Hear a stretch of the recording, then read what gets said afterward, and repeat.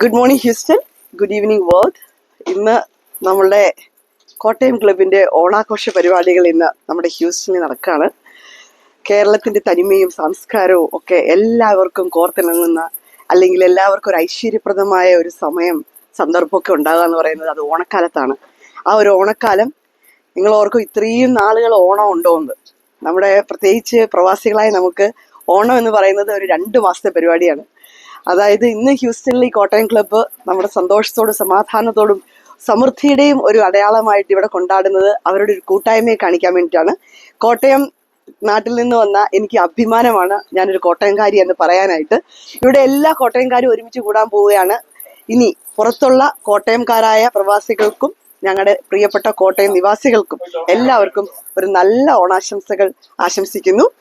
എല്ലാവർക്കും ഒരേപോലത്തെ സന്തോഷവും സമാധാനവും സമൃദ്ധിയും എന്നും ഉണ്ടാവട്ടെ എന്ന് ആശംസിക്കുന്നു. എല്ലാവർക്കും നന്ദി. ഒരു 2 വാക്ക് നാടിനെ പറ്റി ഒന്ന് പറയാമോ? നാട് അങ്ങനെയോ? ഓക്കെ.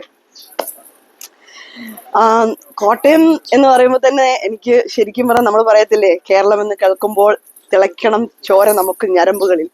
അതുപോലെ കോട്ടയം എന്ന് പറയുമ്പോൾ കോട്ടയം ജില്ലയിലെ പാലാ രാമപുരം എന്ന സ്ഥലത്താണ് ഞാൻ ജനിച്ചത്. അപ്പോൾ പാലാക്കാരി അല്ലെങ്കിൽ രാമപുരംകാരി എന്നൊക്കെ പറയുന്നത് ഞാൻ ഭയങ്കര അഭിമാനിയാണ്. അത്രയും സ്നേഹത്തിന്റെയും അല്ലെങ്കിൽ ഒത്തിരി ഫേമസ് ആയിട്ടുള്ള ആൾക്കാർ ജനിച്ചൊരു സ്ഥലമാണ് രാമപുരം. എനിക്കറിയാമെന്ന് അറിയത്തില്ല നിങ്ങൾക്ക്. രാമപുരം എന്ന് പറയുന്നത് രാമപുരം പള്ളി ഒരു പിൽഗ്രിമേജ് ആണ്. അതായത് തേവറോർമ്പിൽ കുഞ്ഞച്ചൻ, മാത്രമല്ല രാമപുരത്ത് വാര്യർ, ലളിതാംബിക അന്തർജനത്തിന്റെ ഒരു വീടുണ്ട് അവിടെ.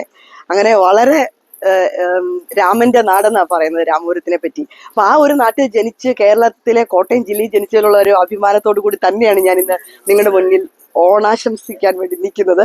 Thank you so much and have A great day. Thank you.